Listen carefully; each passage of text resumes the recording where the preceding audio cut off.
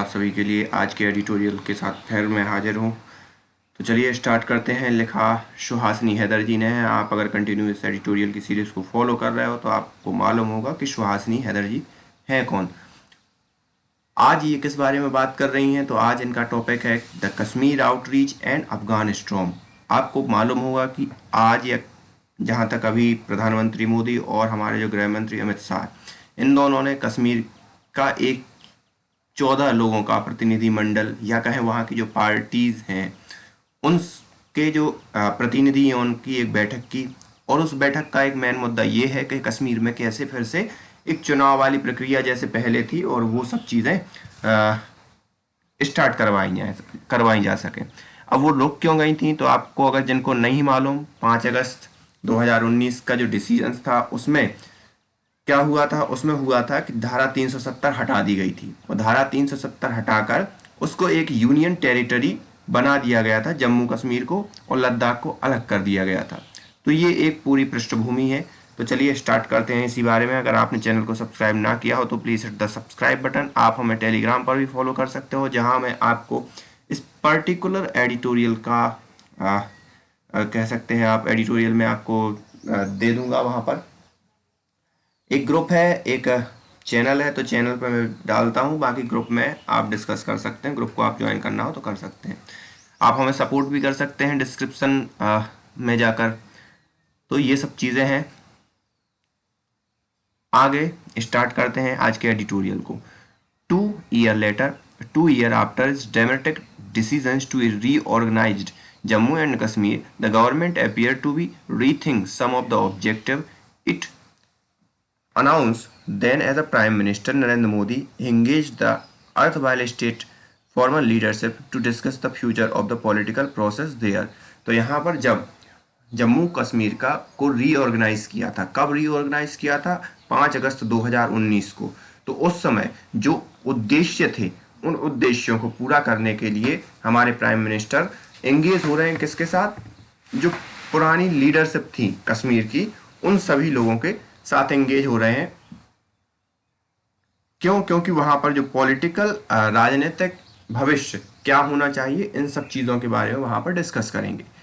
Mr. Modi and Home Minister Amit Shah had spoken 3 specific objectives in move to amend 370 on August 5, 2019, apart from ending the terrorism and violence in Jammu and Kashmir. तो mister Modi और अमित शाह ये कह चुके हैं कि भैया उन्होंने 370 क्यों हटाई है? क्योंकि वहां पर टेररिज्म को खत्म करना है और हिंसा को खत्म करना है। Flooding the region with development initiative and investment from the other part of the country. तो यहाँ पर और साथ ही साथ ये भी कहा कि जम्मू कश्मीर में जो देश के दूसरे हिस्से वहाँ से इन्वेस्टमेंट भी आएगा और इन्वेस्टमेंट आएगा तो डेवलपमेंट भी होगा। Reclaiming those part of territory now occupied by Pakistan and China and ending the rule of political dynasty in Jammu and Kashmir that they claim had held the progress of the state hostage in favor of the नया Kashmir policy.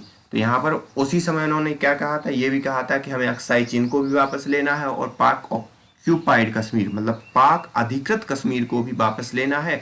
और साथ ही साथ वहाँ पर political जो व्यवस्था थी उसको ख़त्म किया और क्या कहा कि नया कश्मीर हम बना रहे हैं। और इनका ये कहना है कि progress of the state hostage, तो स्टेट होस्टेज की जो कंडीशन में था उसको हम प्रोग्रेस की तरफ ले जा रहे हैं। और उन्होंने ये क्लेम भी किया। एवं all the government underline, claim मतलब ये साबित करने की मतलब दिखाया भी, क्लेम मतलब बताना। एवं all the government underline as External Affairs Minister S. Jaishankar undertook series of visits abroad to explain nonsense. The decision was purely an internal one and did not affect the India's tie with any other country. तो यहाँ पर जो हमारे विदेश मंत्री थे वो जहाँ भी गए, जितनी बार भी गए, उन्होंने यही कहा कि भाई ये हमारा इंटरनल मैटर है और किसी दूसरी कंट्री को इससे कोई लेना देना नहीं होना चाहिए, ना उसे डिस्कस करना चाहिए। Objective and reality while 2 year, अब यहाँ पर क्या क्या उद्देश्य थे और उन उद्देश्यों की वास्तविकता में कितनी कितने मतलब उन उद्देश्यों को पाया गया या कंप्लीट किया गया। While 2 year may not be long enough to truly judge the success of its intentions। तो यहाँ पर इनका कहना है कि 2 साल इतने नहीं होते कि किसी भी सरकार के ऑब्जेक्टिव को जज किया जाए या किसी भी राज्य के भविष्य को जज किया जाए। Particularly given the impact of novel corona virus pandemic, और जब नोवल कोरोना वायरस पेंडेमिक का इम्पैक्ट चल रहा हो, it is certainly fair to say the government has failed to make headway with most of those objective. तो यहाँ पर इनका ये कहना है कि चलो ये तो ठीक है, लेकिन फिर भी हम कह सकते हैं कि बहुत मोस्ट ऑफ द ऑब्जेक्टिव में फेल हुई गवर्नमेंट उन ऑब्जेक्टिव को फुलफिल या पूरा करने में। Incident of terrorism and violence have no doubt decreased since 2019, but that has come at the cost of massive privations to people in the name of security। तो यहाँ पर जो इन्होंने पहला क्लेम किया था कि भाई आतंकवाद कम होगा, तो नो डाउट 2019 से कम हुआ है, लेकिन उसकी कॉस्ट क्या है, क्या पे करनी पड़ रही है लोगों के लिए। तो उसके लिए बहुत कठिनाई लोगों को उठानी पड़ रही है, और उन सब कठिनाई का कारण क्या दिया जा रहा है कि सिक्योरिटी कंसर्न के कारण। अगर देखा जाए तो more than 500 people were arrested, 5000 लोग अरेस्टेड हुए, and longest internet shutdown in any democracy was instituted for 213 day. किसी भी लोकतंत्र में सबसे लंबा इंटरनेट शटडाउन किया गया 213 दिन का। And the deployment of troop still remain at the peace time high, और शांति के समय जितनी सेना वहाँ होनी चाहिए उससे भी ज़्यादा सेना वहाँ पर अभी डिप्लॉय है या वहाँ पर काम कर रही है या वहाँ पर रुकी हुई है।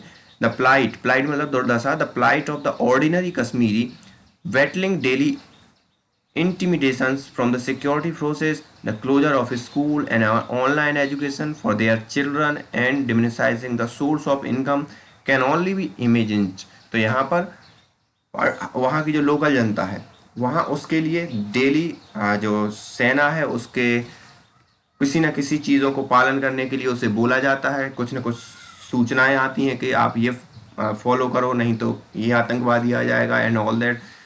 स्कूल बंद है, ऑनलाइन एजुकेशन चल रहा है, जो भी जैसे भी चल रहा है, उनकी इनकम के सोर्स बंद है वहाँ के लोगों के। तो ये सिर्फ इमेजिन किया जा सकता है, सिर्फ इनकी कल्पना की जा सकती है, वास्तविकता में तो और अकॉर्डिंग टू हर ज़्यादा कुछ कंडीशन भयावह होगी। Attempt to convince investors that this is the lasting peace have floundered thus far, as while the government claim it has more than 400 memorandum of understanding from business nationwide promising to invest the union territory। तो यहाँ पर अगर ये claim किया जाए कि भैया ये लास्टिंग पीस है, मतलब यही यहाँ की पीस है, तो ऐसे कोई भी वहाँ पर इन्वेस्टर नहीं आने वाले, जो कि गवर्नमेंट क्लेम कर रही है कि भाई 400 हमने मेमोरेंडम साइन कर लिए हैं, तो ऐसा कुछ होने वाला है नहीं। This can only be tested once the money actually come, और ये तभी टेस्ट हो पाएगा कि जो मेमोरेंडम हो गए हैं क्या उनकी वास्तविकता है वो इन्वेस्ट करेंगे। Given the state of the nation economy even prior to the pandemic. अब कहाँ पर ये क्या है, border situation. Mr. Shah claimed Parliament that his government was willing to sacrifice life to ensure the return of Pakistan occupied Kashmir and Aksai Chin। तो हमारे home minister Amit Shah ने ये कहा है कि हमने अपनी जानें गंवाई हैं, जानें नहीं गंवाई हैं, हम अपनी जान देने के लिए भी तैयार हैं पाकिस्तान ऑक्यूपाइड कश्मीर और साथ ही साथ अक्साई चिन लेने के लिए। Appear as a much more difficult proportion in the face of Chinese aggression at the line of actual control. और यहाँ पर लाइन ऑफ एक्चुअल कंट्रोल पर इसके कारण चाइना का एग्रेशन मतलब आक्रामकता दिखाई दे रही है। कब से दिखाई दे रही है, अप्रैल 2020 से। Chinese action and failure of military and diplomatic take ensure the restoration of the status quo ante have been coupled with grouping their perception articulated by the Indian Army Chief that any future conflict of LAC would need to account for two front situation with Pakistan at line of control as well as vice versa। तो यहाँ पर जो हमारे military personnel हैं जो China के साथ वार्तालाप कर रहे हैं, उस वार्तालाप के मतलब मतलब वो सक्सेस नहीं हुई, उसके कारण क्या हुआ है कि हमारे जो आर्मी चीफ है उन्हें ये कहना पड़ा कि हमें इस चीज़ के लिए तैयार होना रहना चाहिए, टू फ्रंट वार के लिए, एक पाकिस्तान की तरफ से और दूसरा चाइना की तरफ से। Even United State is unlikely to countenance any military manoeuvre involving PoK now, जबकि यहाँ पर यूएसए का भी कोई ज़्यादा रोल दिखाई नहीं दे रहा है कि वो, उसकी इच्छा है कि वो मदद करेगा अगर पीओके से लड़ाई हुई तो। Now given it's proximity to Afghanistan theater and the US pull out and increasing strength of Taliban will add the risk of calculus in the Delhi against such action। तो यहाँ पर यूएस के अपने हित जुड़े हुए हैं क्योंकि वो पाकिस्तान के थ्रू अफगानिस्तान को संभालना चाहता है। वर्तमान में आपको मालूम होगा कि यूएस की जो ट्रूप्स हैं 11 सितंबर तक पूरी की पूरी ट्रूप्स अमेरिका में वापस हो जाएंगी, तो उससे वहाँ पर तालिबान का खतरा बढ़ गया है। तालिबान का खतरा बढ़ने से सीधी सी बात है डायरेक्ट दिल्ली पर असर होगा। क्यों? क्योंकि दिल्ली का सबसे ज़्यादा इन्वेस्टमेंट भी है अफगानिस्तान में, और जो यूएस है वो अनविलिंग दिखाई देता है कि वो पाकिस्तान के विरुद्ध कोई एक्शन लेगा। क्यों? क्योंकि पाकिस्तान के थ्रू ही वो तालिबान के साथ बात कर रहा है। Finally the outreach of 14 leader from Jammu Kashmir, many of whom were arrested for months, indicated that government's plan for नया Kashmir policy now drastically different from the previous policy। तो यहाँ पर 14 लोगों को बुलाना, उनके साथ बात करना और राजनीतिक मुद्दे, राजनीतिक फ्यूचर क्या होगा जम्मू कश्मीर का, इन सब चीज़ों के बारे में डिस्कस करना, ये दर्शाता है कि जो गवर्नमेंट की पॉलिसी जो पहले थी उससे अब कुछ अलग पॉलिसी दिखाई देती है। That the Home Minister referred to derisively as a Gupkar gang despite intervening attempt at building the new party, sidelining the main parties during the consultation and even promoting district development councillor as a new Kashmir leadership during the meeting with foreign diplomats। तो डेरिसिवली मतलब कहलाता है एक उपहास पूर्वक उपहास उड़ाया था गुपकार गैंग का, और साथ ही साथ एक अपनी पार्टी नाम की नई पार्टी बनाने में भी इंटरवीन किया, और साथ ही साथ क्या किया कि मेन पार्टीज को साइडलाइन करने के लिए डिस्ट्रिक्ट डेवलपमेंट काउंसलर की प्रमुखता दी। तो ये सब चीज़ होने के बाद भी during meeting with foreign diplomats, तो डिस्ट्रिक्ट डेवलपमेंट काउंसलर को ज़्यादा महत्ता दी बजाय जो वहाँ की स्थायित्व या पहले से चली आ रही पार्टी थी। तो उन सब के बावजूद भी आज वो बुला रहे हैं, तो ये एक पॉलिसी का चेंज है अकॉर्डिंग टू हर, मतलब जो सुहासिनी हैदर है उनके द्वारा। Hardly an internal issue, the government repeated assertion that August 5 decision on Jammu Kashmir was internal one has also been put to rigorous test। तो यहाँ पर जो गवर्नमेंट क्लेम कर रही है कि भाई ये सब इंटरनल इशू है, वर्तमान भारत की गवर्नमेंट, वो भी एक बहुत बड़े रिगरस टेस्ट से मापा जाना चाहिए उसे। कैसे? Despite considerable exertion by the ministry of external affairs and its mission worldwide, Jammu Kashmir has now been discussed in more capital including. तो यहाँ पर बहुत विरोध के बाद जो मिनिस्ट्री ऑफ एक्सटर्नल अफेयर्स है उसके बहुत ही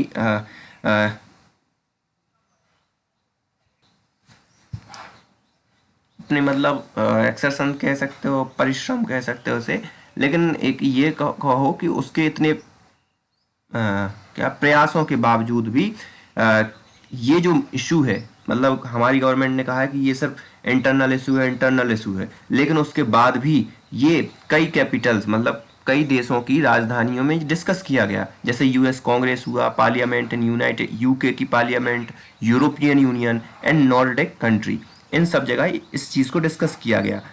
then ever before while several delegation of the EU parliamentarian ambassador and United Nations diplomats have been escorted to Delhi elicit that approval for the situation there। तो यहाँ पर discuss तो हुआ कई European union, जैसे आपने सुना होगा लास्ट महीनों में, पिछले कुछ महीनों में, कि यूरोपियन यूनियन का एक डेलीगेशन आया, कश्मीर वैली में आया और उसने कहा कि हाँ यहाँ पर स्थिति ठीक है। यूएन का आया, तो ये सब चीज़ लोग आए। अगर इंटरनल मैटर होता तो इन सबको क्यों बुलाया?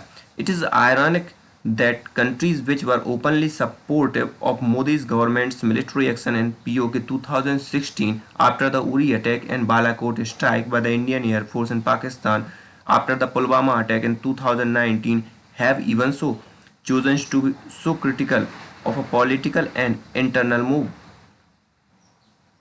तो ये एक विडंबना है कि मतलब जिन्होंने 2016 में जब उरी अटैक हुआ उसको सपोर्ट किया, पुलवामा अटैक हुआ उसके बाद जो बालाकोट स्ट्राइक हुई उसको भी सपोर्ट किया, लेकिन फिर बाद में जो इंटरनल मूव है उसके लिए बार बार वो क्या कर रहे हैं, चेकिंग के लिए आ रहे हैं। In addition Jammu Kashmir dispute has been discuss at least 3 time at UN security council. तो यहाँ पर जम्मू कश्मीर का जो डिस्प्यूट है 3 बार डिस्कस किया जा चुका है। While had not touch the issue since 1971, जबकि ये 1971 के बाद कभी डिस्कस नहीं किया गया यूएन में।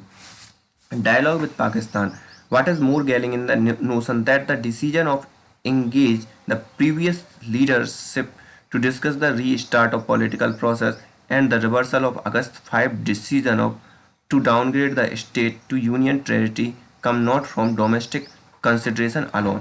तो इनका ये कहना है,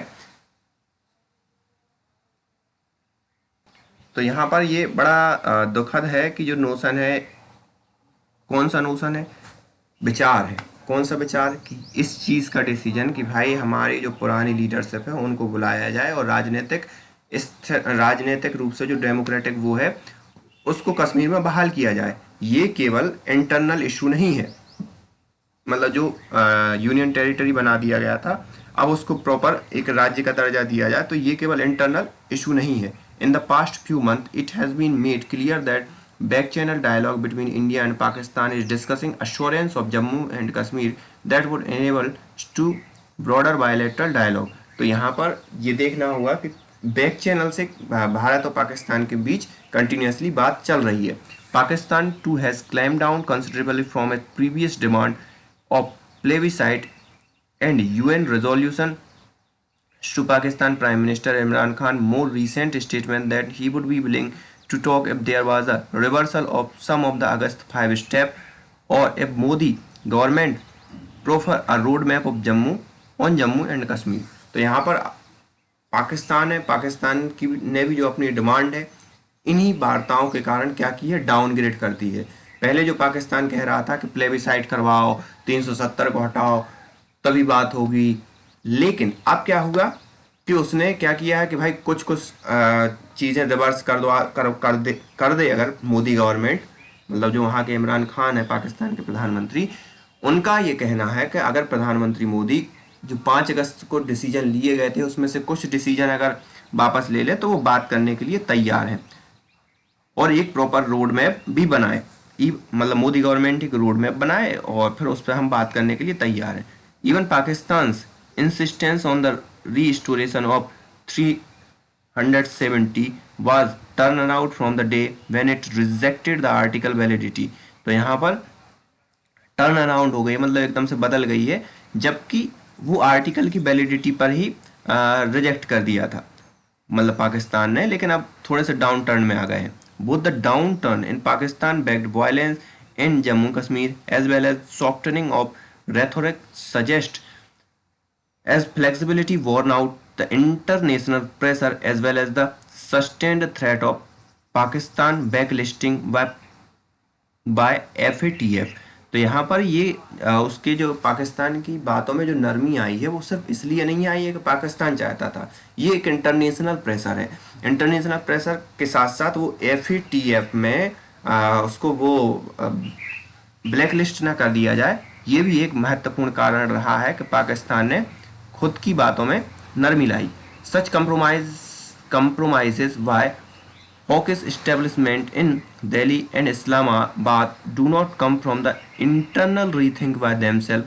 तो ये सीधी सी बात है कि ये इस्लामाबाद और दिल्ली जो डाउन टर्न हुए हैं या कुछ अपने नभे हैं, कहना चाहिए नभना या झुकना, जो झुके हैं तो ये सिर्फ इसलिए नहीं झुके हैं कि इन दोनों ने बात करके झुकाओ, ये इंटरनेशनल प्रेशर का कारण है।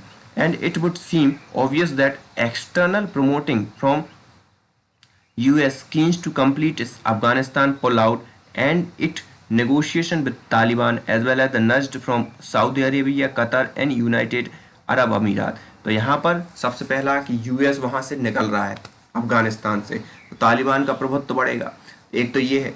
और दूसरा क्या है कि जो नेगोशिएशन हुआ है तालिबान के साथ, एक वो भी प्रमुख मुद्दा है नो डाउट। और साथ ही साथ थोड़ा सा प्रेशर किसने भी डाला है, Saudi Arabia, Qatar, United Arab अमीरात and kind publicly refers to by the UAE and via the mediation have been work as well। और UAE ने तो मध्यस्थता की ही थी भारत और पाकिस्तान के बीच डायलॉग स्थापित करने के लिए। The recent disclosure by the Qatar special envoy that Indian official have engaged the Taliban leadership in Doha is also part of that matrix। और यहाँ पर तालिबान के साथ जो कतर की मदद से ही तालिबान की लीडरशिप के साथ इंडियन एनवॉय की बात हुई, ये भी इसी मैट्रिक्स का एक हिस्सा है, मतलब इसी गुत्थी का एक हिस्सा है कि भाई अफगानिस्तान में सीधी सी बात है ज़्यादा इन्वेस्टमेंट हुआ है भारत का, तो अगर तालिबान इन फ्यूचर वहाँ पर सत्ता में आता है तो उसे तालिबान के साथ भी क्या मतलब जो रिलेशन है अच्छे करने पड़ेंगे। The government decisions to shut down operation at two of its Afghanistan consulate in Jalalabad and Herat which was earlier described as temporary move due to the novel coronavirus pandemic is clearly linked to safety concern in the phase after the US pull-out। तो यहाँ पर जलालाबाद अफगानिस्तान की बात कर रहा हूँ, जलालाबाद और हेरात में 2 कॉन्सुलेट थी, वहाँ पर इंडिया की गवर्नमेंट ने उन कॉन्सुलेट को बंद कर दिया गया। और कारण क्या दिया कि हम कोरोना वायरस के कारण बंद कर रहे हैं, लेकिन ये क्लियरली दिखाई देता है कि यूएस के बाहर जाने से वहां पर उन कॉन्सुलेट पर खतरा बढ़ गया था तालिबान का, इसलिए भारत ने उन कॉन्सुलेट को क्या किया, बंद किया।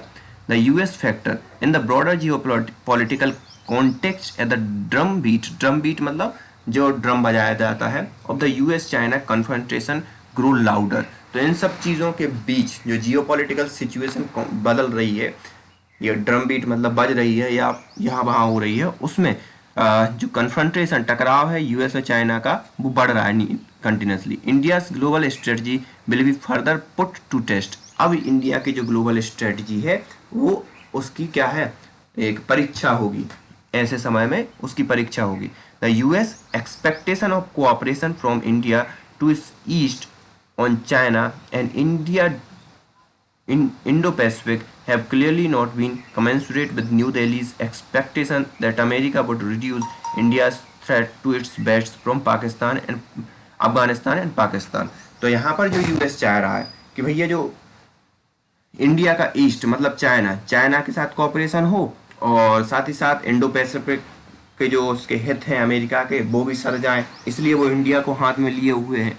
लेकिन साथ ही साथ वो इस चीज़ को भी कुछ ज़्यादा मतलब ऐसे उसके हाव भाव नहीं नज़र आ रहे हैं कि वो इंडिया को जो वेस्ट में थ्रेट मतलब ईस्ट में तो वो संभाल रहा है, तो वेस्ट में जो अफगानिस्तान और पाकिस्तान से जो थ्रेट है इंडिया के लिए उसको रिड्यूस करने में कुछ मदद कर रहा हो, तो यूएस ऐसा कुछ नहीं कर रहा है। Instead it would seems to government attempt to sever the Gordian knot in Jammu and Kashmir with move 2 years ago are being drawn into the more complex game of regional dominoes where India's security interests are increasingly in play। बल्कि हमारी government ने जो Jammu and Kashmir में किया उससे क्या हुआ है, ये और जो गांठ वो है वो और बड़ी हो गई है। गांठ मतलब होती है नॉट, मतलब दरार और बढ़ गई है कहाँ, पाकिस्तान और उसके बीच में। और इससे क्या है जो हमारे सिक्योरिटी इंटरेस्ट हैं वो क्या है, प्लेग्राउंड में आ गए हैं, सीधी सी बात उन पर खतरा बढ़ गया है जम्मू कश्मीर के मूव से। तो ये इनके खुद के विचार हैं और इन्होंने अपने विचार रखे, और क्यों रखे ये आपको समझ में आ गया होगा। रिसेंटली प्रधानमंत्री मोदी और अमित शाह ने जम्मू कश्मीर की लीडरशिप के साथ बात करने के लिए मीटिंग बुलाई है, तो इसलिए इनके ये विचार आ जाए हैं। So thank you for today. हंसते रहिए, मुस्कुराते रहिए।